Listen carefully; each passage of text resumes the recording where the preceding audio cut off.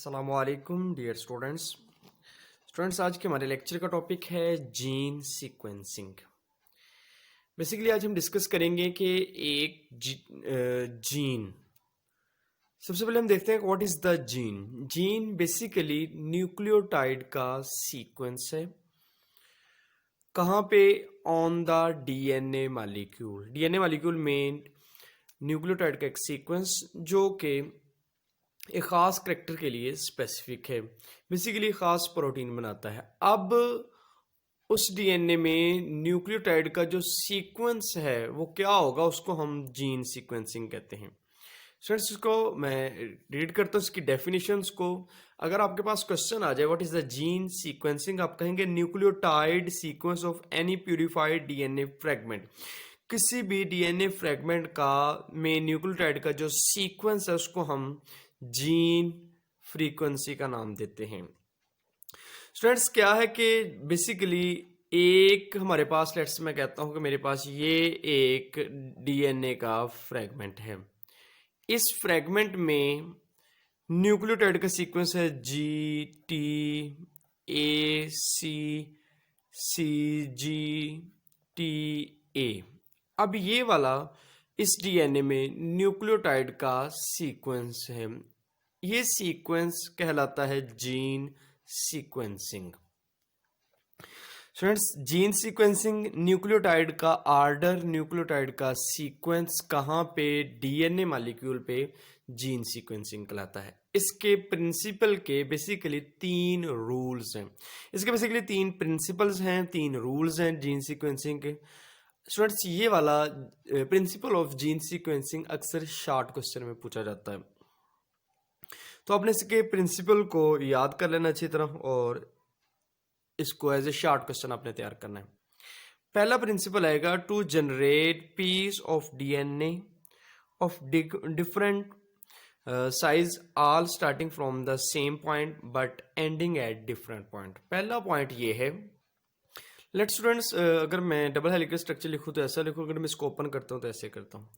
आपने करना क्या है कि डीएनए को एक ही स्टार्टिंग पॉइंट इनका सेम है, इस स्टार्टिंग पॉइंट से डीएनए के एक ही स्टार्टिंग पॉइंट से इसके डिफरेंट आपने फ्रेगमेंट्स बनाने हैं। यानी कि इसका स्टार्टिंग पॉइंट सेम है और जो एंडिंग पॉइंट है वो सबका डिफरेंट है। इस तरह आप एक डीएनए के डिफरेंट फ्रेगमेंट्स बनाते हैं। ये जीन सीक्वेंसिंग का पहला रूल है कि आपने डीएनए के एक ही स्टार्टिंग पॉइंट से डिफरेंट फ्रेगमेंट्स बनाने हैं।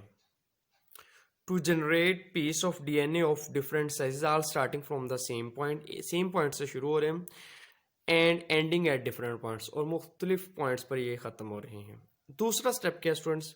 Separation of these different pieces of DNA on agarose gel. Agarose gel एक स्पेसिफिक जेल है जो कि चीज़ों को जोड़ लेती है on the basis of their density, on the basis of their wait.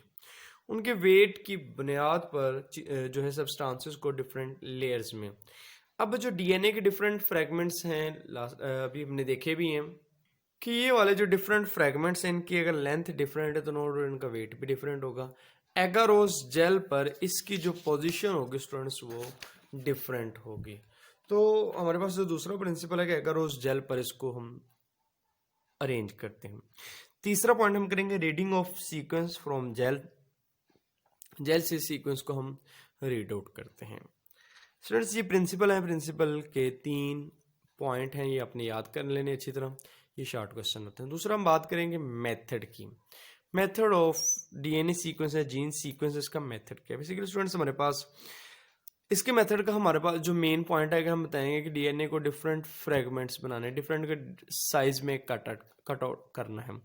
तो हमारे पास 2 मेथड है, उसमें पहला आएगा मैक्सम गिलबर्ट मेथड। अब मैक्सम गिलबर्ट मेथड में क्या होगा कि डिफरेंट डीएनए के डिफरेंट फ्रेगमेंट्स आएंगे। कैसे?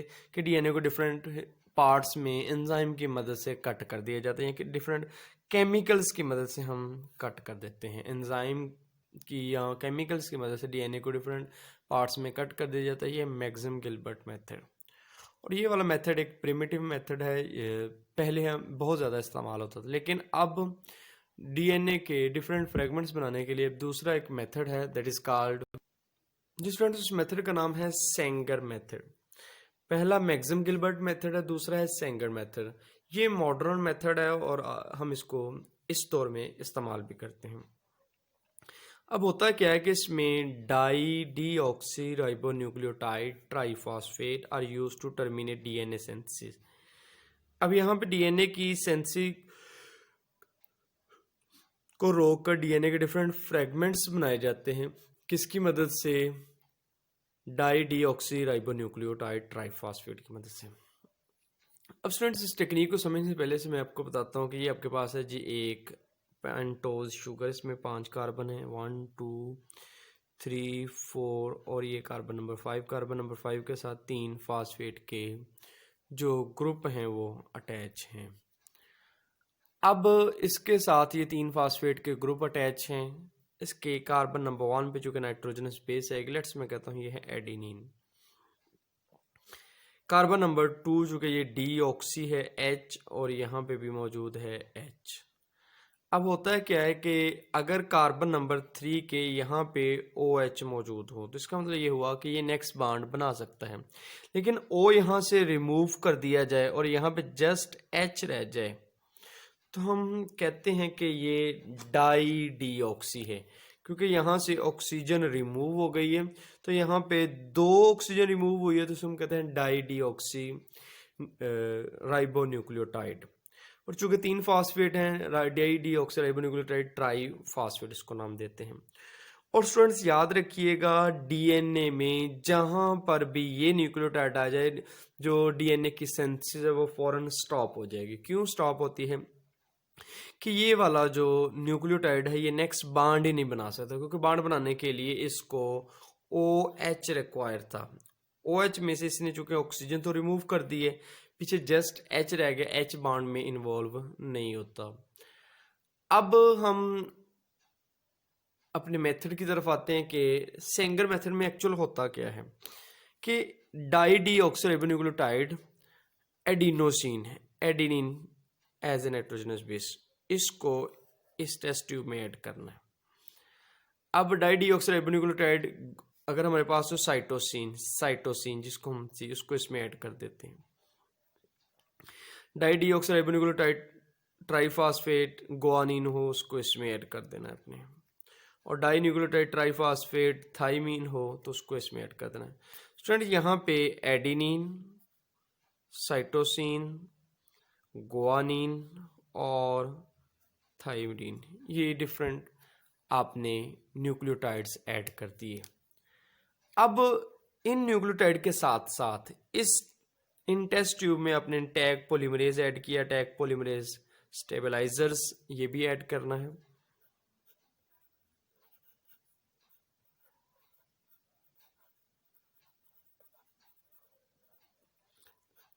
टैग स्टेबलाइजर, इसके साथ साथ आपने 1% हर टेस्ट ट्यूब में एडिनोसिन डाई डीऑक्सी एडिनोसिन, इसमें डाई डीऑक्सी साइटोडीन, इसमें डाई 1% स्टूडेंट्स डालना है। तमाम टेस्ट ट्यूब में आपने डाल दिया। नेक्स्ट क्या करना है? अब इन टेस्ट ट्यूब में चूंकि डीएनए ऑलरेडी डीएनए मौजूद था और उसके साथ साथ ये वाला जो है डाई डीऑक्सी न्यूक्लियोटाइड भी ऐड कर दिया। अब इन सब को आपने स्टूडेंट्स करना है पीसीआर की मदद से, इनकी कॉपियां तैयार कर लेनी है। यहाँ पे डीएनए की डिफरेंट कॉपियां तैयार हो जाएंगी पीसीआर की मदद से। जब कॉपियां तैयार हो जाएंगी तो जो डाई डीऑक्सी एडिनोसिन ए वाला है उसको आपने एक जेल के ऊपर पुट करना है। अब बेसिकली ये एक प्लेट है, इस प्लेट के ऊपर एक जेल मौजूद है, उस जेल का नाम है एगारोज जेल। जी स्टूडेंट्स, अगर मैं बात करूं डीएनए जीन सीक्वेंसिंग के 3 प्रिंसिपल की, पहला प्रिंसिपल हमने डीएनए को कट कर लिया है डिफरेंट पीसेज में डाई डीऑक्सी राइबोन्यूक्लियोटाइड को इस्तेमाल करते हुए। दूसरा प्रिंसिपल डीएनए को एगारोस जेल के ऊपर आपने पुट कर दिया। अब जब एगारोस जेल के ऊपर आप इसको पुट करते हैं, एडिनोसिन को ए वाली साइड पे, साइटिमिडीन को सी वाली साइड पे, गोनोसिन को, जी वाली साइड पे थाइमिडीन को, यानी कि ये चारों टेस्ट ट्यूब को, इसको इधर, इसको इधर, ग्वानिन को इधर और थाइमिडीन वाली को इधर आपने पुट कर दिया। स्टूडेंट जब आप पुट कर देंगे तो इनमें आपके पास डीएनए के डिफरेंट फ्रेगमेंट्स आपके पास ऑब्टेन हो जाएंगे।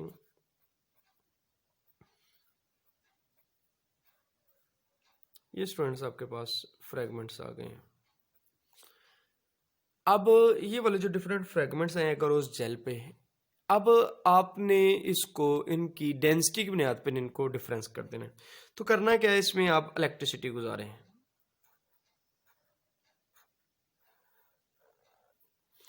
अब जब इलेक्ट्रिसिटी इसमें से गुजरेगी, चूंकि नेगेटिव चार्ज है, ये पॉजिटिव चार्ज है, तो नेगेटिव चार्ज इधर आ गया, पॉजिटिव इधर आ गया।